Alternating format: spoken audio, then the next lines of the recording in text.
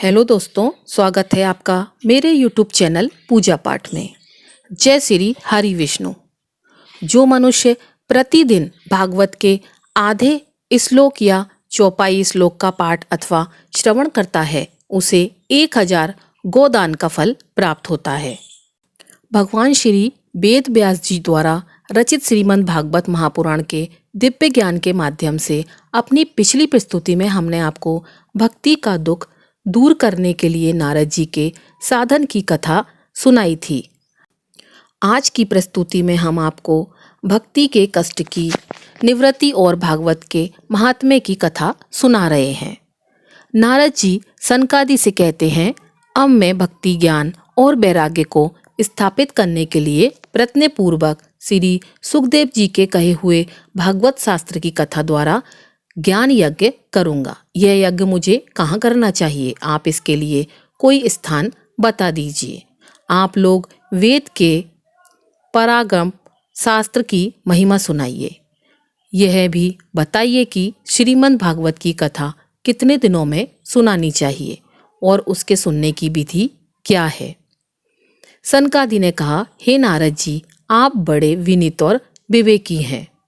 सुनिए, हम आपको ये सब बातें बताते हैं। हरिद्वार के पास आनंद नाम का एक घाट है।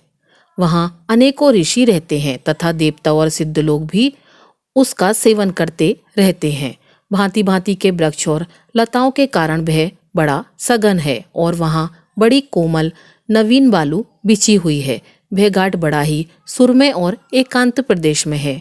वहाँ हर समय सुनहरे कमलों की सुगंध आया करती है। उसके आसपास रहने वाले सिंह, हाथी आदि परस्पर विरोधी जीवों के चित्त में भी गैर भाव नहीं है। वहाँ आप बिना किसी विशेष प्रयत्न के ही ज्ञान यज्ञ आरंभ कर दीजिए। उस स्थान पर कथा के अपूर्व रस का उदय होगा। भक्ति भी अपनी आंखों के ही सामने निर्बल और जराजीर्ण अवस्था में पड़े हुए ज्ञान और वैराग्य को साथ लेकर वहाँ आ जाएगी।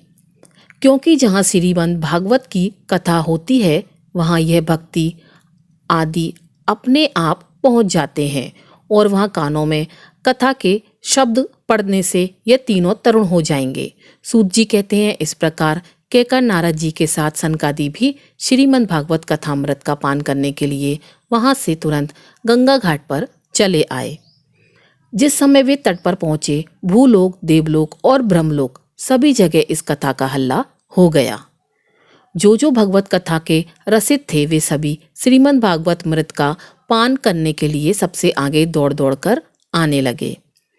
भृगु, वशिष्ठ, च्यवन, गौतम, मेधातिथि, देवल, देवरा, परशुराम, विश्वामित्र, शाकल, कार्मे, दत्तात्रेय, पिपलाद, योगेश्वर, व्यास और पारसर, छाया, शुक, जांजलि और जनह आदि सभी प्रधान मुनिगण अपने अपने पुत्र, शिष्य और स्त्रियों सहित बड़े प्रेम से वहाँ आए।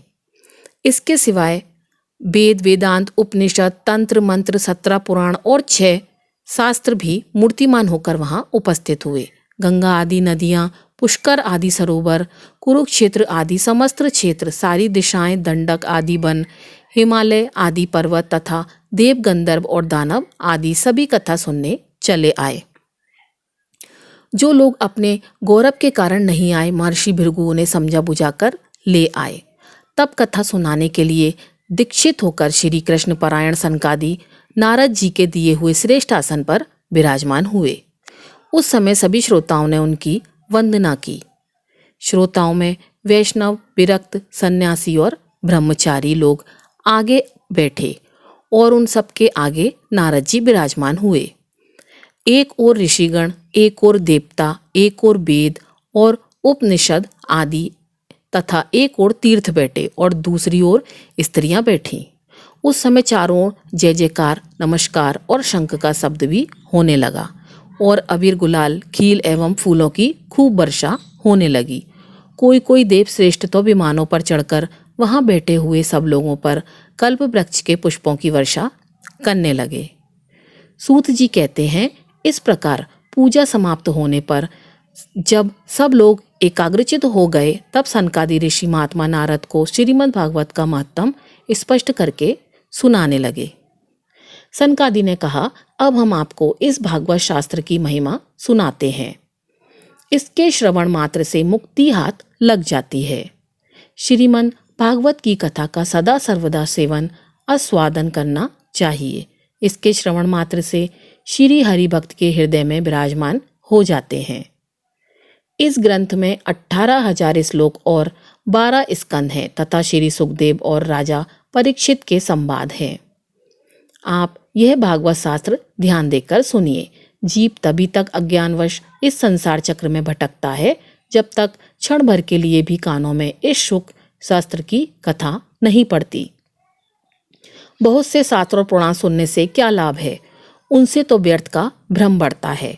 मुक्ति देने के लिए तो एकमात्र भागवत शास्त्र ही गरज रहा है। जिस घर में नित्य प्रतिदिन श्रीमद् भागवत की कथा होती है वह तीर्थ रूप हो जाता है और जो लोग उसमें रहते हैं उनके सारे पाप नष्ट हो जाते हैं। हजारों अश्वमेघ और सैकड़ों वाजपेयी कथा का 1.25 अंश भी नहीं हो सकते। तथोदन जब तक लोग अच्छी तरह श्रीमद् भागवत का श्रवण नहीं करते तभी तक उनके शरीर में पाप निवास करते हैं। फल की दृष्टि से इस सुख शास्त्र कथा की समानता गंगा, गया, काशी, पुष्कर या प्रयाग कोई भी तीर्थ नहीं कर सकता। यदि आपको परम गति की इच्छा है तो अपने मुख से ही श्रीमद् भागवत के आधे या चौपाई श्लोक का नित्य नियम पूर्वक पाठ कीजिए। ओमकार, गायत्री, पुरुष सूक्त, तीनों वेद, श्रीमद् भागवत, ओम नमो भगवते वासुदेवाय नमः, यह 12 मंत्र 12 मूर्तियों वाले सूर्य भगवान, प्रयाग, संवत्सर, रूपकाल, ब्राह्मण, अग्निहोत्र, गौ द्वादशी तिथि, तुलसी, बसंत ऋतु और भगवान पुरुषोत्तम, इन सब में बुद्धिमान लोग वस्तुतः कोई अंतर नहीं मानते हैं।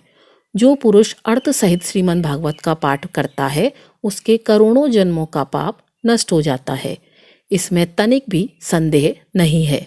जो पुरुष प्रतिदिन भागवत का आधा या चौथाई श्लोक भी पढ़ता है उसे राजसु यज्ञ और अश्वमेध यज्ञों का फल मिलता है। नित्य भागवत का पाठ करना, भगवान का चिंतन करना, तुलसी को सींचना और गौ की सेवा करना, यह चारों समान है। जो पुरुष अंत समय में श्रीमद् भागवत कथा का वाक्य सुन लेता है उस पर प्रसन्न होकर भगवान उसे वैकुंठ धाम में शरण देते हैं। जो पुरुष इसे सोने के सिंहासन पर रखकर विष्णु भक्त को दान करता है वह अवश्य ही भगवान का सानिध्य प्राप्त करता है। जिस दुष्ट ने अपनी सारी आयु में चित्त को एकाग्र करके श्रीमद् भागवत कथामृत का थोड़ा सा भी रसास्वादन नहीं किया उसने तो अपना सारा जन्म चांडाल और गधे के समान व्यर्थ ही गवा दिया। वह तो अपनी माता को प्रसव पीड़ा पहुंचाने के लिए ही उत्पन्न हुआ है। जिसने इस सुख शास्त्र के थोड़े से भी वचन नहीं सुने वह पाप आत्मा तो जीता हुआ ही मुर्दे के समान है। पृथ्वी के भार स्वरूप उस पशु तुल्य मनुष्य को धिक्कार है। यह स्वर्गलोक में देवताओं में प्रधान इंद्र आदि कहा करते हैं। इस संसार में श्रीमद् भागवत की कथा का मिलना अवश्य ही कठिन है। जब करोड़ों जन्मों का पुण्य होता है तभी इसकी प्राप्ति होती है। हे नारद जी, आप बड़े ही बुद्धिमान और योगनिधि हैं। आप प्रयत्न पूर्वक कथा का श्रवण कीजिए। इसे सुनने के लिए दिनों का कोई नियम नहीं है, इसे तो सर्वदा ही सुनना अच्छा है। इसे सत्य भाषण और ब्रह्मचर्य का पालन करते हुए सुनना सर्वदा ही श्रेष्ठ माना गया है, किंतु कलयुग में ऐसा होना कठिन है। इसलिए इसकी सुखदेव जी ने जो विशेष विधि बताई है वह जान लेनी चाहिए। कलयुग में बहुत दिनों तक चित्त की वृत्तियों को वश में रखना, नियमों में बंधे रहना और किसी पुण्य कार्य के लिए दीक्षित रहना कठिन है। इसलिए इसके सप्ताह श्रवण की विधि है। श्रद्धा पूर्वक कभी भी श्रवण करने से अथवा माघ मास में श्रवण करने से जो फल मिलता है वही फल श्री सुखदेव जी ने सप्ताह श्रवण में निर्धारित किया है। मन के असंयम, रोगों की बहुलता और आयु की अल्पता के कारण तथा कलयुग में अनेकों दोषों की संभावना से ही सप्ताह श्रवण का विधान किया गया है। जो फल तप, योग और समाधि से भी प्राप्त नहीं हो सकता वह सर्वांग रूप में सप्ताह श्रवण से सहज में ही मिल जाता है।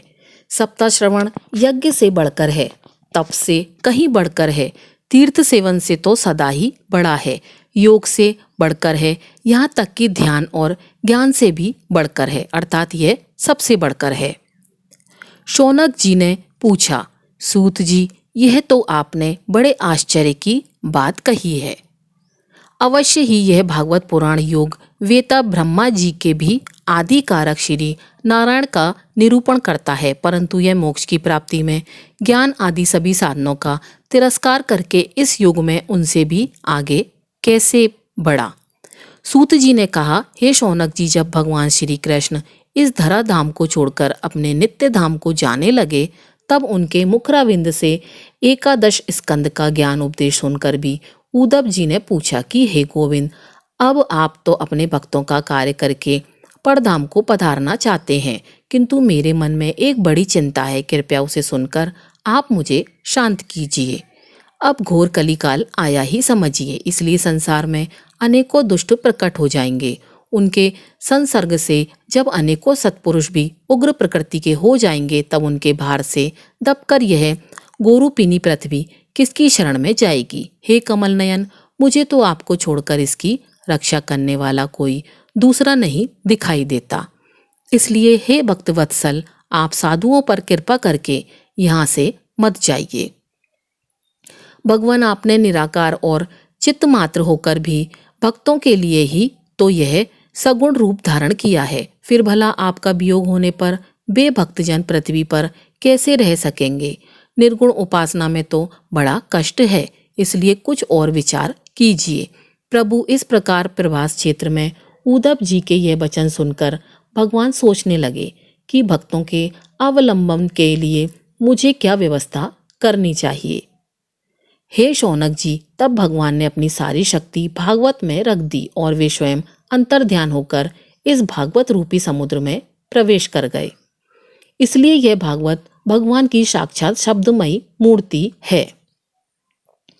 इसके सेवन, श्रवण, पाठ अथवा दर्शन से ही मनुष्य के सारे पाप नष्ट हो जाते हैं।